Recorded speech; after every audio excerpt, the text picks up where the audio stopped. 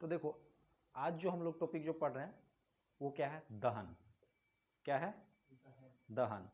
और उसको क्या बोलते हैं, कंबशन। इंग्लिश में क्या बोलते हैं, कंबशन।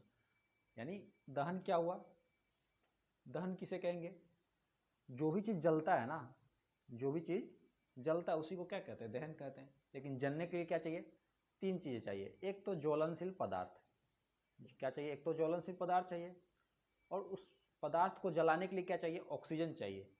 अब ये दोनों चीज़ है तभी वो पदार्थ जलेगा। लेकिन एक चीज़ और क्या है, ज्वलन ताप।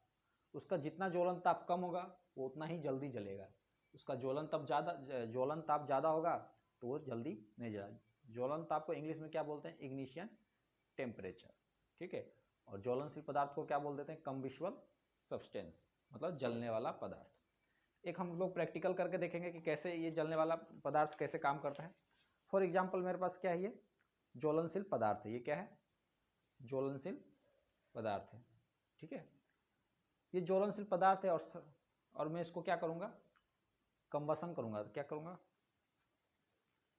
क्या करूँगा मैं, कंबसन करूँगा। इस ज्वलनशील पदार्थ को क्या करूँगा, कंबसन करना है। ठीक है। अब कंबसन करने के लिए मुझे क्या, ज्वलनशील पदार्थ तो हो गया, दहन करना है तो दहन करने के तीन चीज़ चाहिए। एक तो ज्वलनशील पदार्थ, तो मेरे पास ये क्या आ गया, ज्वलनशील पदार्थ आ गया। ठीक है, ज्वलनशील पदार्थ आ चुका है। और साथ साथ में क्या है, दूसरा चीज़ भी उपस्थित है हमारे वायु में, क्या है, ऑक्सीजन। और ऑक्सीजन की मात्रा कितना है, 21%। ठीक है, वायु में ऑक्सीजन की मात्रा कितना है, 21। यानी हमारे जहाँ पे हम लोग ये अभी क्रियाकलाप कर रहे हैं वो वहाँ पे ऑक्सीजन की मात्रा है। तो यानी दो चीज़ें हो चुकी है, एक तो ज्वलनशील पदार्थ हो चुका है, दूसरा ऑक्सीजन हो चुका है। अब एक बात आता है ज्वलन ताप की। मैंने क्या किया, इस ज्वलनशील पदार्थ को क्या किया हूँ, इसके अंदर मैंने डाल दिया। ये मेरा ज्वलनशील पदार्थ है और मैंने इसके अंदर डाल दिया। ठीक है, क्या ये जल रहा है, क्यों नहीं जल रहा है, क्योंकि इसका ज्वलन ताप जो है ना, अभी ज्वलन ताप तक नहीं पहुंचा है। जैसे ही ये ज्वलन ताप तक पहुंचेगा उसको ये क्या होगा, जल जाएगा।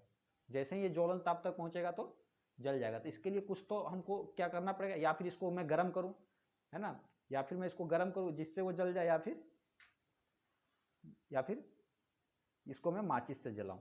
फॉर एग्जाम्पल मैंने क्या लिया, अब देखो ये मेरा जो है इग्निशियम टेम्परेचर यानी ज्वलन ताप को क्या करेगा, बढ़ाएगा। और यहाँ पे देखो मैंने इस कागज़ के पास मैंने लगाया।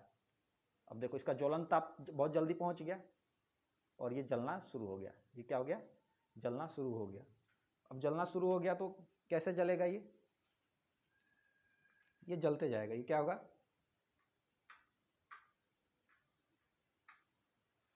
अब ये क्या होगा, जलना शुरू हो गया। तो जलेगा कैसे, जैसे इसमें अगर मैं लगाऊं तो इस तरीके से ये जलना शुरू हो गया कि नहीं हो गया।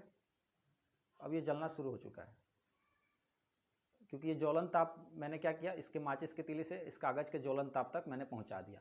अब मैं क्या कर रहा हूं, इसको एक पात्र में डाल दे रहा हूं।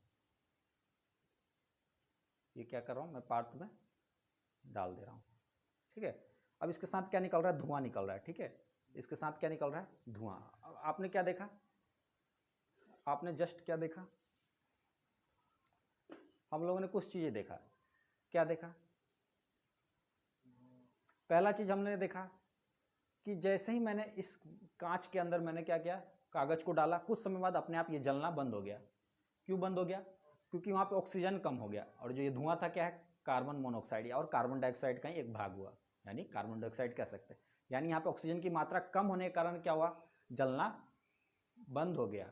बात समझ में आ गया। अगर ये फ्री हैंड होता, एयर में होता, तो ये क्या होगा, कागज़ क्या होता, पूरा जल जाता। तो यानी जलने के लिए क्या चाहिए, इसका मतलब तीनों चीज़ ही चाहिए। इसके लिए किसका मतलब क्या, किसी भी चीज़ को जलाने के लिए क्या चाहिए, तीनों चीज़ चाहिए। ऑक्सीजन भी चाहिए और ज्वलनशील पदार्थ तो चाहिए जिसको जलाना है, और साथ साथ में उसका ज्वलन ताप होना चाहिए। फॉर एग्जाम्पल मैंने अब इसका क्या किया, इसको बाहर निकाल दिया और मैं इसको अलग कर देता हूँ। इसको मैं अलग रख रहा हूँ। ठीक है, इसको मैं इस तरीके से रख रहा हूँ। और मैंने एक और फिर से क्या किया, ये कागज़ ले रहा हूँ। फिर से मैं क्या कर रहा हूँ, एक कागज़ ले रहा हूँ। ये ज्वलनशील ताप है और इसको मैं क्या कर रहा हूँ, फ्री हैंड जलाने की कोशिश कर रहा हूँ। क्या ये पूरा जलता है, उसको चीज़ को देखते हैं। फ्री हैंड जलाने का मतलब क्या हुआ,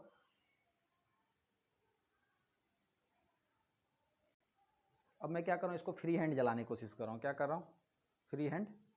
इसका ज्वलन ताप, ये मेरे पास ज्वलनित पदार्थ है, एटमॉस्फेयर में ऑक्सीजन है और इसके मैं ज्वलन ताप तक पहुँचा रहा हूँ। इसको मैं जलाने की कोशिश कर रहा हूँ।